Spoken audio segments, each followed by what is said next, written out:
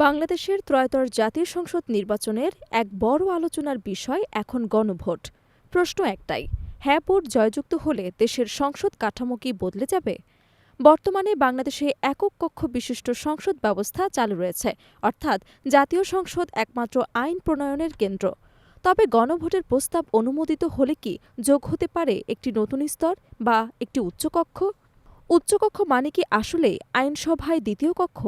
এর মূল কাজ হবে নিম্নকক্ষে পাশ হওয়া আইন পূর্ণ বিবেচনা করা, সংশোধনের সুপারিশ দেওয়া এবং আইনি প্রণয়নের প্রক্রিয়ায় অতিরিক্ত যাচাই নিশ্চিত করা।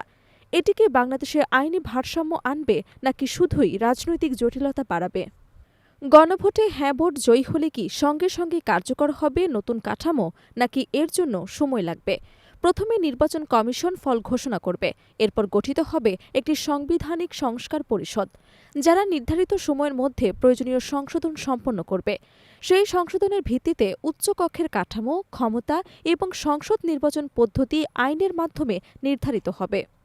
প্রস্তাবিত কাঠামো অনুযায়ী উচ্চকক্ষে থাকবে ১০০টি আসন। প্রশ্ন হল, কিভাবে আসন বণ্টন হবে? এটি হবে ভোটের আনুপাতিক হারে, অর্থাৎ কোন দল ৪০% ভোট পেলে ৪০ আসনই পাবে। তবে যে দল ১% ভোটও পায় তারা কি আসন পাবে? হ্যাঁ, এমন দলকেও অন্তত একটি আসন দেয়া হবে। তাহলে কি রাজনৈতিক ক্ষমতা এখন শুধুমাত্র বড় দলগুলোর জন্যই সীমাবদ্ধ থাকবে না? উচ্চকক্ষ কি সরকারের বিরুদ্ধে অনাস্থা আনাতে পারবে? না, তবে আইনি পর্যালোচনা, প্রশ্ন উত্থাপন এবং জবাবদিহিতা নিশ্চিত করার সুযোগ থাকবে।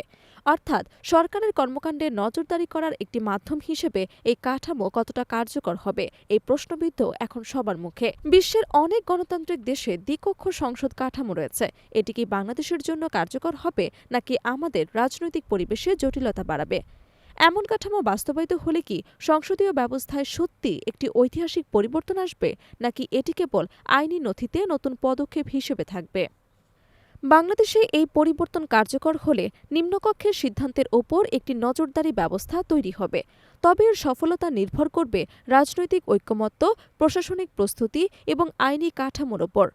গণভোটের ফল কি শুধুমাত্র একটি সিদ্ধান্ত, নাকি দেশের আইন প্রণয়ন ব্যবস্থার ভবিষ্যৎ নির্ধারণের ক্ষেত্রে একটি মাইল ফলক?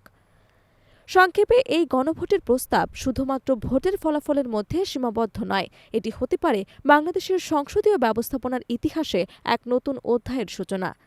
তবে প্রশ্ন রয়ে যায়, নিম্নকক্ষের ক্ষমতা কতটা সুরক্ষিত থাকবে? উচ্চকক্ষ কি কেবল সমালোচনার সুযোগ প্রদান করবে, নাকি প্রয়োজনীয় সমন্বয় আনতে পারবে? দেশের জনগণ কি এই নতুন কাঠামোর মাধ্যমে রাজনীতিতে আবারও স্বচ্ছতা আশা করতে পারবে? এই প্রশ্নগুলোই এখন রাজনৈতিক মহলে আলোচনার কেন্দ্রবিন্দু।